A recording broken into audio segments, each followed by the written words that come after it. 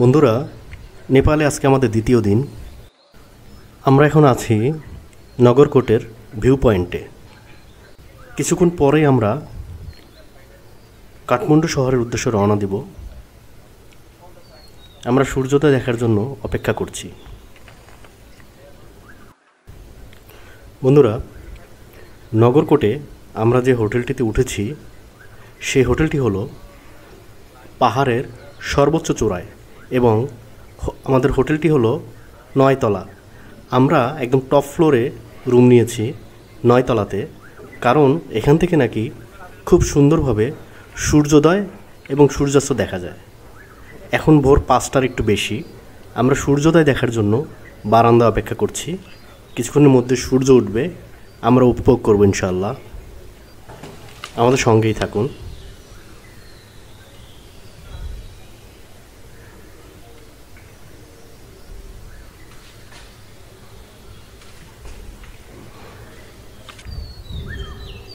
সকালের স্নিগ্ধ বাতাস, চারপাশে পাখির ডাক, খুব ভালোই লাগছে। আমাদের মতো অন্য পর্যটকরাও সূর্যোদয় দেখার জন্য অপেক্ষা করছে। জায়গাটি নেপালের নগরকোটে অবস্থিত, পাহাড়ের সর্বোচ্চ চূড়ায়।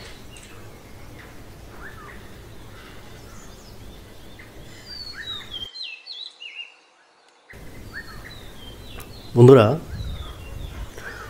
আমরা এই হোটেলটি আজকে চেক আউট করব। এই হোটেলটি চেক আউট করে আমি আজকে নেপালের কাঠমান্ডুতে যাব। আমাদের জন্য আমাদের ট্যুরিজম কোম্পানি থেকে যে গাড়িটি দিয়েছিল সেটি নিচে অপেক্ষা করছে। আমরা সূর্যোদয় দেখে এবং ব্রেকফাস্ট শেষ করে কাঠমান্ডুর উদ্দেশ্যে রওনা হব।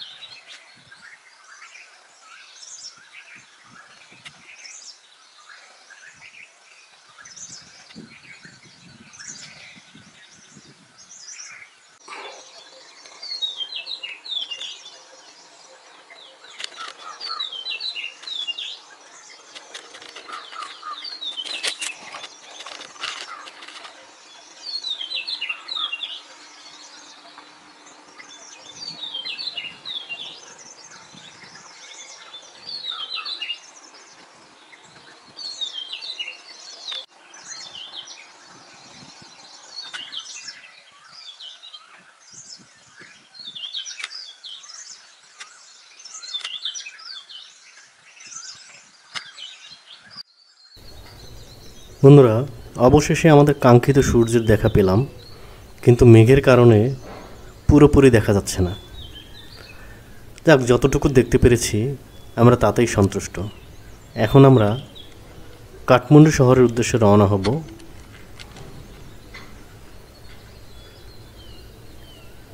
আমরা হোটেলটি চেক আউট করার জন্য প্রস্তুতি নিব।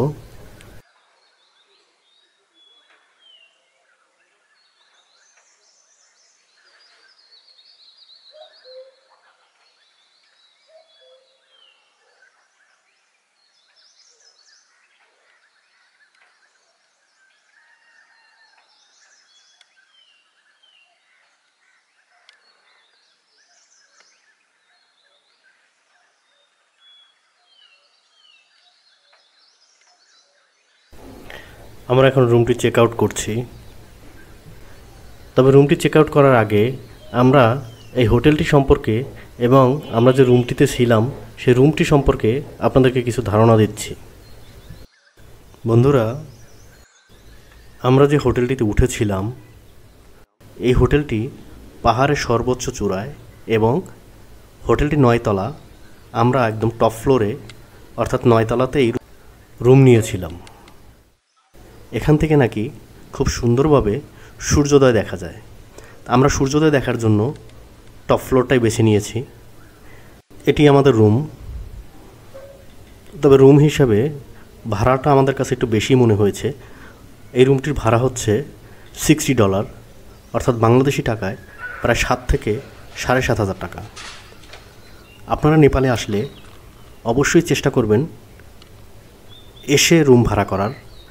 আমরা ট্যুরিজম কোম্পানির মাধ্যমে এসেছি, যার জন্য রুমের ভাড়াটা একটু বেশি নিয়েছে।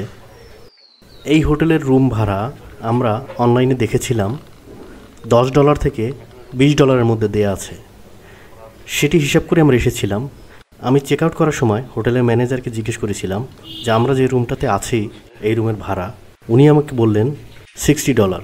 তো এখানে এসে জানতে পারলাম যে এই রুমের ভাড়া $50 থেকে $60, যেটা বাংলাদেশি টাকায় প্রায় 7 থেকে 7,500 টাকা। নগরঘাট হোটেলটা 9 তলা। আমি 9 তলাতেই আছি, কিন্তু এই 9 তলা বিল্ডিং কোনো লিফট নেই। দেখছেন আপনারা, এটা একটা রুম, এটা একটা রুম। আমি বের হয়ে যাওয়ার সময় আপনাদেরকে আরও কিছু রুম দেখিয়ে যাচ্ছি ধারণা দেওয়ার জন্য। নেপালে আসলে কী ধরনের রুম আপনার পছন্দ বা কী ধরনের রুমে আপনি থাকতে পছন্দ করবেন। এখন আমরা সিঁড়ি দিয়ে নিচে রিসেপশনে নেমে যাচ্ছি।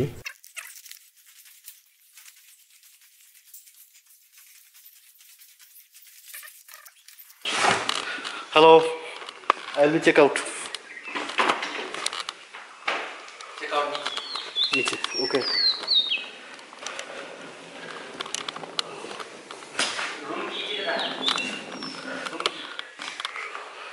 रूम 327 रूम की यार। ओके, yesterday night में क्या डिनर करा? डिनर यस करा? डिनर या सुबह ওকে। সুভাষ ভাইয়ের সাথে ডিনারের লেনদেন হচ্ছে।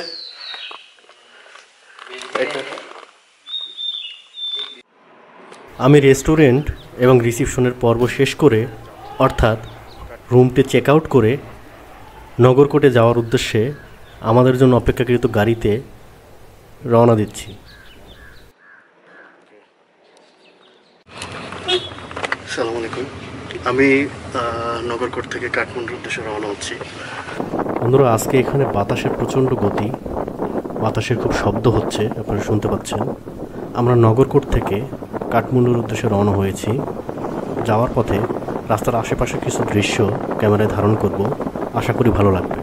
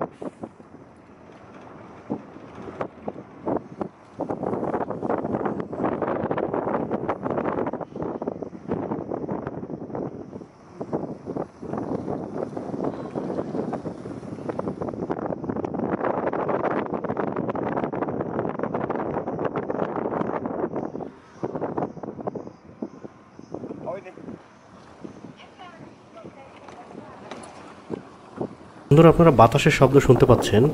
আমরা পাহাড়ের উপর থেকে নিচের দিকে নেমে যাচ্ছি, অর্থাৎ আমরা যে পাহাড়ের চূড়ায় ছিলাম সেখান থেকে আমরা কাঠমান্ডু শহরের দিকে নেমে যাচ্ছি।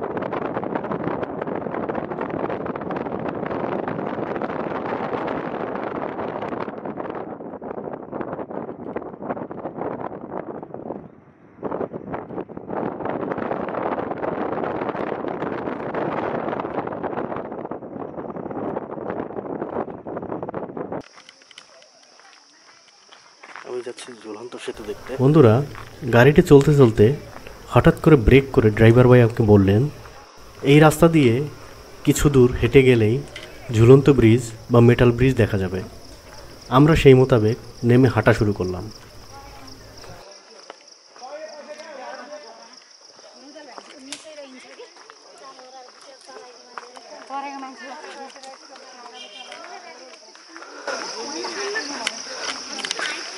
এটা অনেক নিচু, আমি ঝুলন্ত সেতু দেখতে যাচ্ছি, আমাকে অনেকটা নামতে হবে, অনেকটা পথ।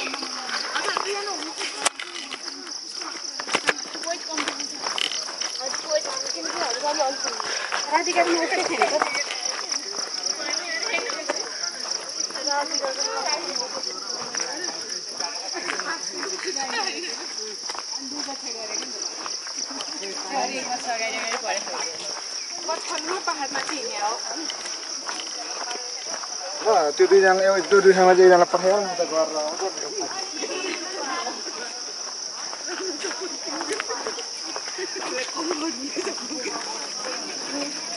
Itu jauh hati apa?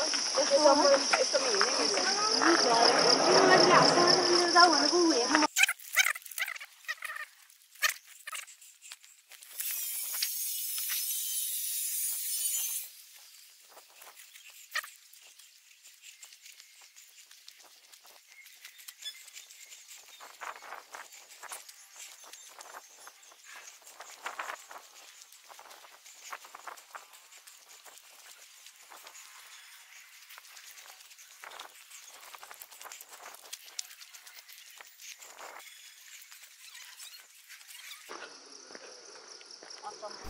অবশেষে আমরা পায়ে হেঁটে ঝুলন্ত ব্রিজের কাছে চলে আসলাম।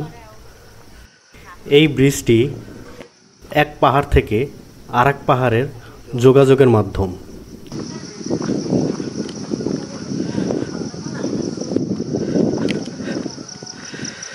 নেপালি ভাষায় কিছু একটা লেখা আছে এখানে, আমি পড়তে পারছি না।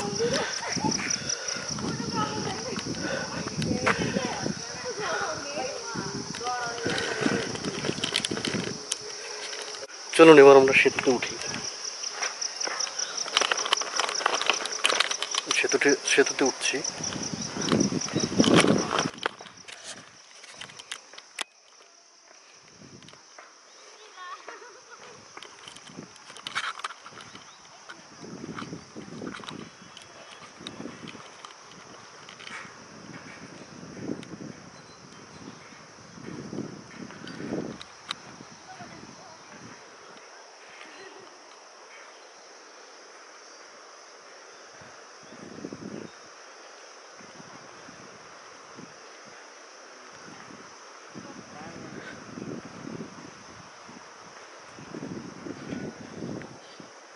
ওই স্তরে খেতেও না।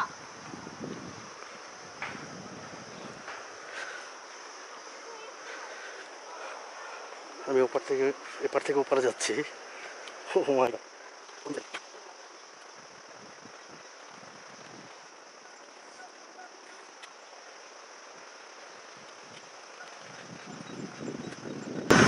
আমি সম্পূর্ণ ওপারে যেতে চাচ্ছি না, যেহেতু আমি একা, একটু রিস্ক আছে।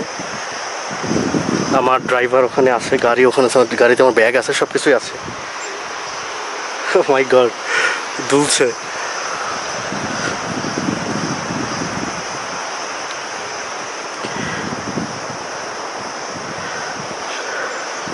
তাই আমি আর যেতে চাচ্ছি না, একটু রিস্ক আছে। শেষ মাথায় গেলে আমি আর একা ফিরে আসতে পারবো কিনা সন্দেহ আছে, আবার সাথে আছে ছিনতাইয়ের ভয়।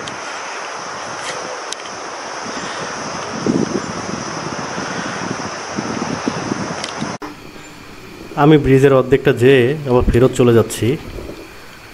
আর যাওয়া যাবে না, কারণ আমি সম্পূর্ণ গেলে, যেহেতু আমি একা, একটু রিস্ক আছে। আমি এখন আবার গাড়ির কাছে ফিরে যাব, আমাদেরকে আবার কাঠমান্ডু শহরে যেতে হবে।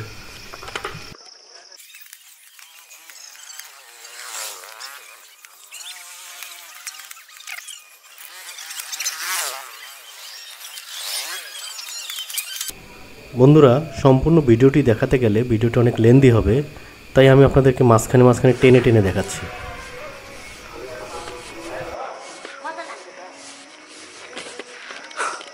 মাই গড, এই উঁচু রাস্তা দিয়ে আমাকে উঠতে হবে এখন।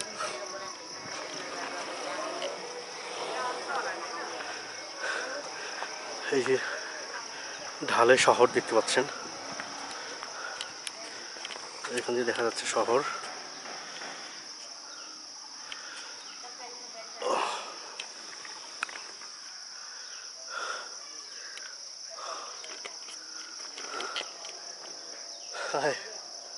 আমরা আছি homestay, Nagarkot community homestay. Nagarkot community homestay, আমরা নগরকোটেই আছি। ঝুলন্ত সেতুটা নগরকোটেই অবস্থিত। আপনারা এখানে কতগুলো সাইনবোর্ড দেখতে পাচ্ছেন।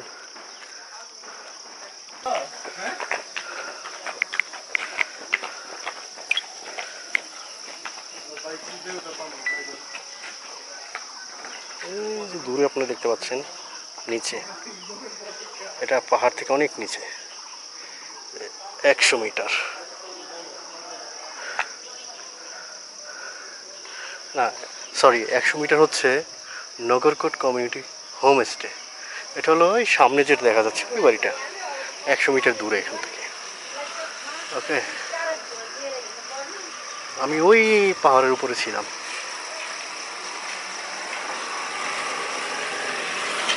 মানুষ যাচ্ছে ফ্যামিলি সহ।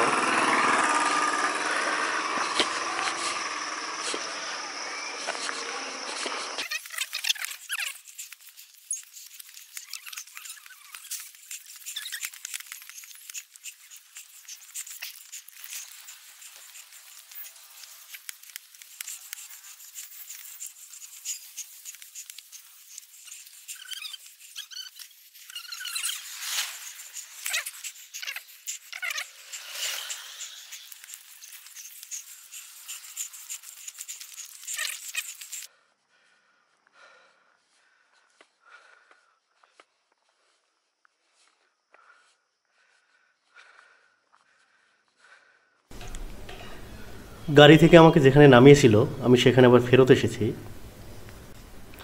বন্ধুরা, অনেকটা পথ আমি পায়ে হেঁটে এসেছি, আমি ক্লান্ত হয়ে গেছি। আমি আমাদের গাড়িটি খুঁজছি কাঠমান্ডু শহরে যাওয়ার জন্য।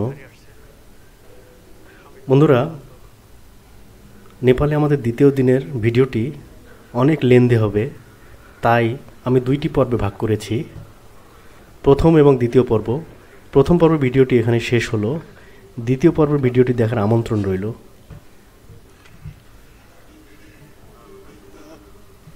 এইরকম আর ভিডিও পেতে আমাদের চ্যানেলটি অবশ্যই সাবস্ক্রাইব করবেন এবং বেল বাটনটি টিপে রাখবেন, যেন আমরা আরও ভালো ভালো ভিডিও উপহার দিতে পারি। আল্লাহ হাফেজ, সবাইকে ভালো থাকবেন।